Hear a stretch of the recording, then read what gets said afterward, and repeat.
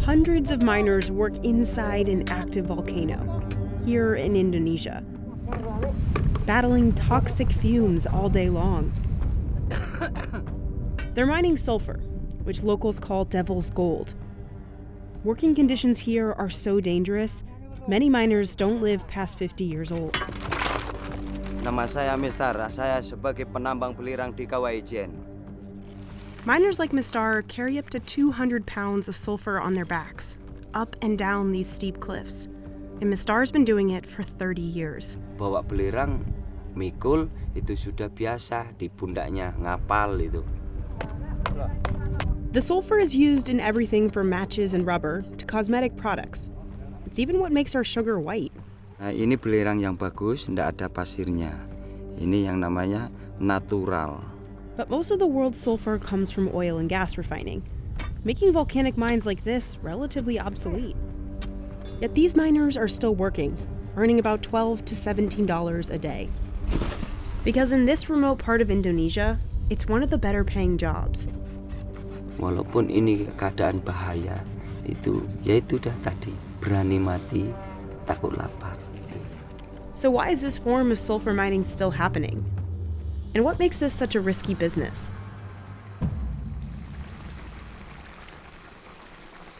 Nah, kalau saya bangun mas itu antara jam 1 atau jam 2. Sarapan dulu itu enggak ada lain mas. Ya cuma nasi itu mas. Dengan lauk pauk itu ya pakis kata orang sini mas.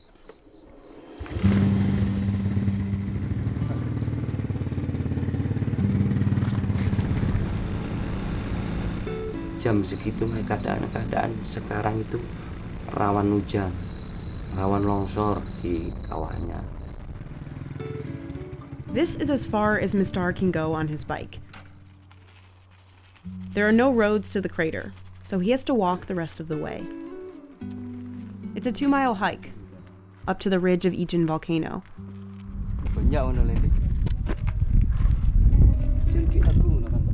He takes only his basket and a crowbar down into the 1,000-foot deep crater.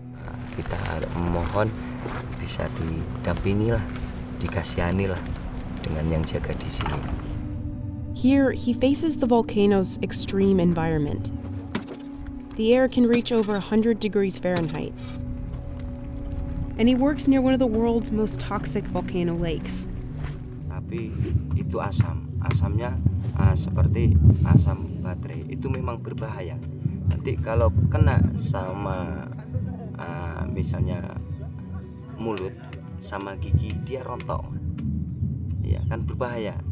Dia bisa membunuh juga kalau sudah masuk ke dalam perut. And there's the smoke.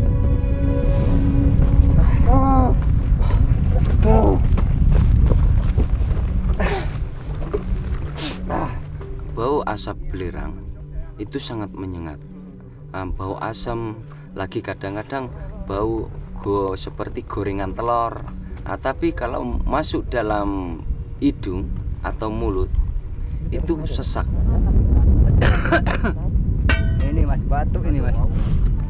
He battles 2 types of sulfur smoke. The first comes from deep inside the volcano and is channeled through these pipes. Kalau asap masuk dalam tubuh, itu merasakan sesak, nyeri di hulu hati, sesak, nyeri. While mining company PT Jandi Grimbi owns the license to run the mine, the miners are freelance contractors, so they have to pay for their own gear, and many can't afford gas masks. Instead, they use handkerchiefs or towels dipped in water to keep the sulfur powder from sticking. The second type of smoke is even more dangerous. It comes from the volcanic gases below the acidic lake, and it can be deadly. So if miners see big clouds of thin white smoke coming from the lake, they have to evacuate. Kita harus menyelamatkan diri, harus lari kalau gas keluar. That's why Mistar needs to get here so early. The winds pick up through the day, blowing more white smoke towards the miners. Both types of smoke have lasting health effects. Untuk penambang di sini ya pasti ada yang sakit. Kadang waktu nambang sakit perut, kadang-kadang tergelincir kakinya, jadi sakit, kadangnya patah, itu ada. But the smoke from inside the volcano is crucial for sulfur production. This is how it works. When the super hot smoke hits the cooler air outside, it condenses liquid and drips off the pipe. Merah itu kan waktu netes itu jangan dipegang. Netes sama kulit aja digosok, itu kulitnya ikut seperti kena api. As it solidifies and cools, the sulfur will turn yellow, and miners can begin chipping off blocks. It's the sulfur's two colors that give it the name Devil's Gold. Miners use their bare hands to move these blocks. Although touching solid sulfur frequently can cause rashes and blisters, Mistar says that as long as it's cool and yellow, the sulfur's fine to touch. Dari bawah dulu disusuk, lalu diangkat. Kalau ndak pecah dari bawah, baru diantam dari atas. Pre-pandemic, the miners could extract up to 25 tons daily. But since 2020, they've been working in 2 separate shifts to socially distance. That's lowered the miners' capacity to only 10 tons of sulfur a day. Once he fills his baskets, Mistar hoists them up on his shoulder to hike back. But that sulfur is not a light load. Kalau saya maksimalnya mikul, itu satu pikulan 70 kilo. That's about 154 pounds. Mistar himself weighs just 132. Nama punggung, ya pasti sakit mas di sini kalau berat. Some of the younger miners can carry up to 200 pounds in one load. Kan kadang-kadang di pundaknya itu kan sampai rusak.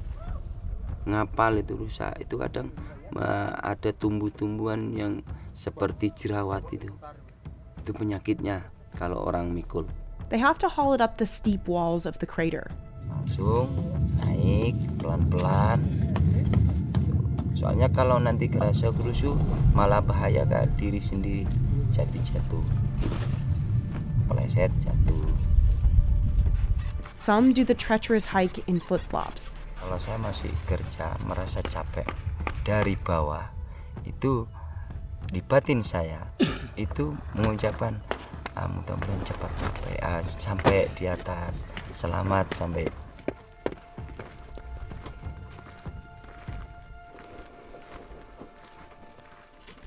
Once he reaches the rim of the crater, Mistar can transfer the sulfur to his trolley and begin the 2 miles back. And he'll do this trip a second time today. Menimbangan langsung timbang. Nanti berapa dapat per kilonya, selesai itu diturunkan langsung dinaikkan mobil. PT Jandi Grimby, the mining company, also owns this weighing station and the factory where the sulfur ends up. At the factory, workers boil the sulfur and run it through a series of filters. They have to remove any contaminants, like sand or dirt. Then they pour it out onto the factory floor to cool. The sulfur is loaded into sacks and sent to sugar factories nearby. It's processed into sulfuric acid, the world's most commonly used chemical. It's used in everything from matches, fireworks, and gunpowder, to detergent, paper, and batteries. It's what makes sugar white, and it's an essential ingredient in rubber products and even winemaking. But 98% of the world's sulfur comes from oil and gas refining. It's a byproduct of refining, and oil companies are required by law to process it safely. What's created is a lot of pure sulfur, a purity that's necessary for making products like fertilizer. Today, the sulfur industry from oil and gas is worth almost $13 billion and is expected to keep growing. And it's left natural mines and volcanoes unnecessary, especially since mined sulfur isn't as pure. It can be acidic or contain sand.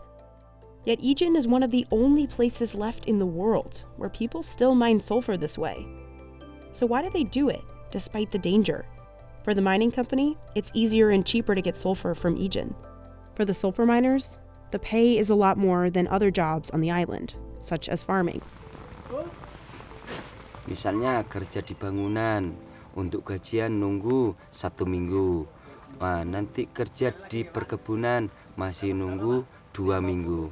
Tapi kalau kerja di kawah Ijen, walaupun kendalanya banyak, berbahaya juga. Itu untuk postur ekonomi itu cepat. The mining company pays on the weight of their loads. They get about 9 cents per kilo. With 2 loads, Mistar can make $17 a day. The mining company did not respond to our request for comment on why the miners are paid so little for what's considered one of the most dangerous jobs in the world. Another possible reason this mine is still open? Tourism. At night, visitors flock here to see the blue flame from the sulfur gas. During the day, tourists hike up to take in the vistas. Protected with their gas masks, they watch miners work without masks of their own. Some miners are now becoming tour guides or making sulfur souvenirs, but most keep working, as they always have. 50.000, ada 100.000. Ya ada tamu lokal juga, pengunjung lokal. Kadang-kadang dia minta butuh-butuh langsung dikasih uang. Kan senangnya itu penambang. Tidak pernah susah, walaupun pekerjaan sesulit apapun. Ya sebenarnya kalau tamu-tamu yang lain mancanegara, itu pekerjaan jadi penambang, ambil belerang, itu bukan pekerjaan yang dihormati. Malahan dia ngomong kasihan, kenapa ndak kerja yang lain. Itu kan sangat berbahaya. Itu untuk tamu-tamu yang mancanegara ngomong begitu. Tapi apa boleh buat untuk saya, sudah pekerjaan saya di sini.